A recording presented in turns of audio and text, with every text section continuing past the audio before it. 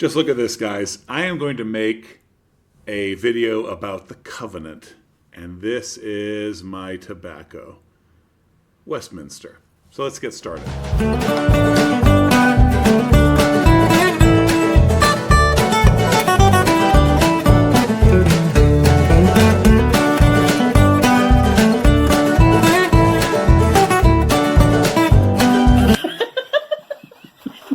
The beauty of the covenant of God is how big it is, how wide it is. Deep and wide, there's a fountain flowing deep and wide, deep and wide, deep and wide, yes. So that's the beauty of the covenant. And I'm not just talking soteriologically. Say that 3 times fast. Soteriologically, soteriologically, soteriologically, victory.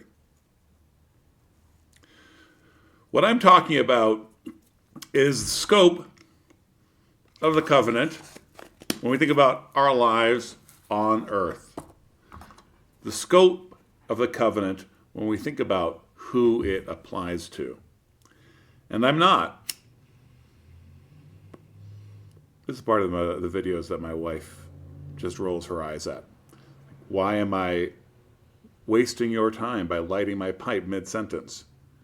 Because you find it charming. Thank you.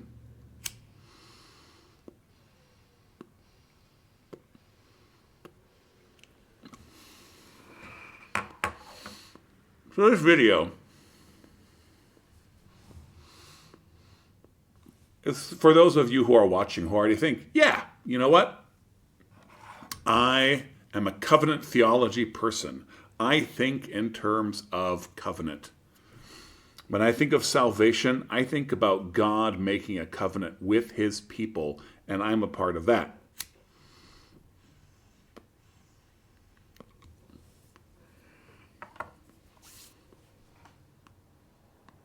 So I'm making some assumptions here so I can go ahead and make my video and make my point. Those of you who don't think that way can watch just for the pleasure of watching me smoke a pipe. So, covenant theology. God makes a pact, makes a covenant with his people, comes together with his people, and treats with them, deals with them. There are attendant blessings and curses. Now, one of the things that we often do with covenant is that we end up thinking of it in contractual terms, strictly. And although it's not illegitimate, it's limited, right? So we think about those attendant blessings and curses.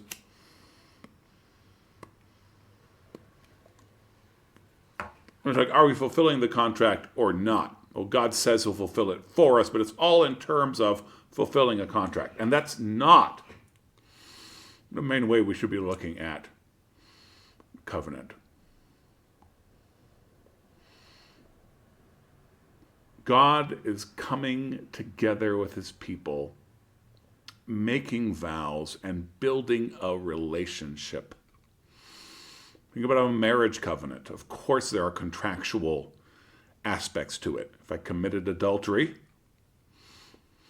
my wife could invoke a clause and be rid of me, be quit of me. But the covenant of marriage, when you look at it strictly as a contract, well, that's a lot of poverty in looking at what the covenant of marriage is. A covenant of marriage is a sworn coming together and this establishing of a relationship. And so God has done with his people. Now, here's what I want to get to. How are we thinking about the covenant of God in our lives? You know, I think there are a lot of layers to it. But the way we think about those layers and prioritize them can affect how we build our lives and how we contribute to the people of God. So I think it's quite natural for a lot of us to think principally of, okay, well, I was an individualist once upon a time before I was a covenantalist. And I believe that the most important thing in the world was that God had a relationship with me. But now that's changed. The most important thing in the world is that God has a relationship with us, and I am a part of that.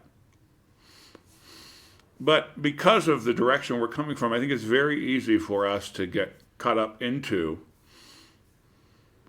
thinking of the covenant of God principally as a covenant that God makes with our family, with our clan, with the people I'm responsible for as a father. Because, of course, it's true. God does covenant with us in that way. And so we think about inheritance, and we think about conquest. We think about legacy and leaving a mark on the world, and we think in those terms. My family.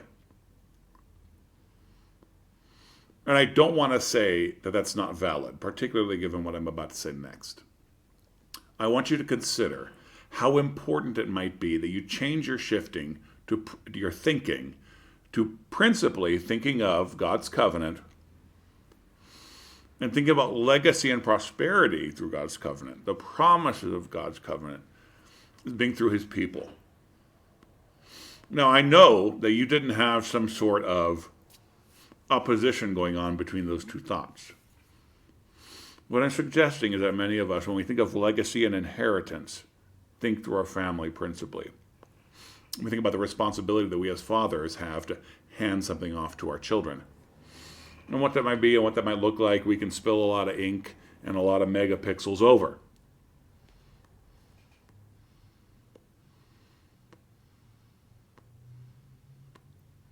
Here's the problem. Individualist Christians have no concern, no spiritual kingdom-building concern for leaving a legacy to their church or to their family. What matters is that the gospel is proclaimed, that individuals have come to Christ, and that's it. And then the next generation until Christ returns. Covenantalists who lose sight of the fact that their legacy is for the church basically do the same thing. They limit what they're handing off. They dedicate their work. They funnel all their energies into, I need to hand this off to my wife and children. I need to hand this off to my grandkids. That definitely needs to be a part of your thinking. But imagine how different it would be if we were building the kingdom of Christ, thinking about how our labors are meant primarily for the household of God. Not only for my son, not only for my daughter, but for the church. And what I'm asking for is to consider the bounty of that. Okay? We can do both. We can have more and yet more of these blessings.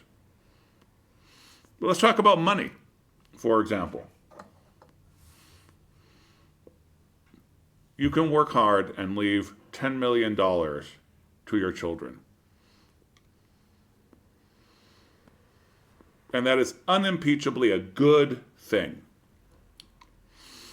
But what if you put all of your work into that, and then also we're blessing the church, commissioning a wonderful piece of music, getting half of a cathedral built. And the half is important. Like, we should be coming together and making things and building things together. And we should be doing it because of covenant.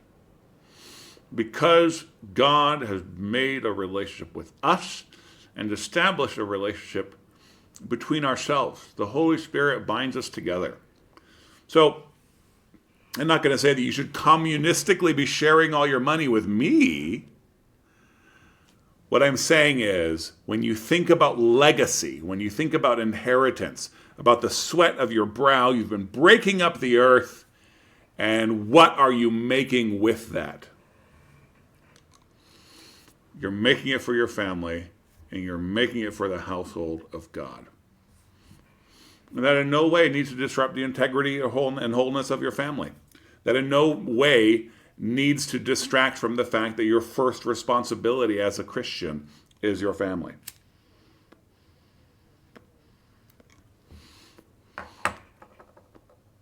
We should be willing to be entrepreneurial, and entrepreneurial in many fields. If you're the kind of person who's entrepreneurial in a way where I know how to get the biggest bang for the buck, I know how to make the most money, that is great. But our church, the Christian church, should also value the entrepreneur who knows how to make something beautiful, right? And maybe he needs to learn a little more how to make money, but maybe you need to learn a little bit more about beauty. So we should be working together. We should be making stuff together and leaving legacies together. We do not want to be a church of Christ that values one way of making a legacy, a good legacy, over another. We ought to say, you know what? It is beautiful to go there and die for Jesus. And here's how we can make that happen. It's poetic. It's beautiful. And I'm going to hand this story down to the following generations. My grandkids will have the legacy of saying how I was a part of this great work for Christ.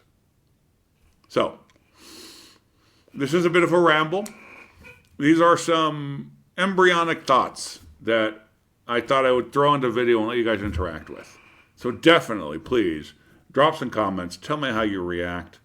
Find the flaws in my thinking, all of that. This is a hashing out sort of video, and I would appreciate hashing out sort of interaction. The peace of Christ be upon you.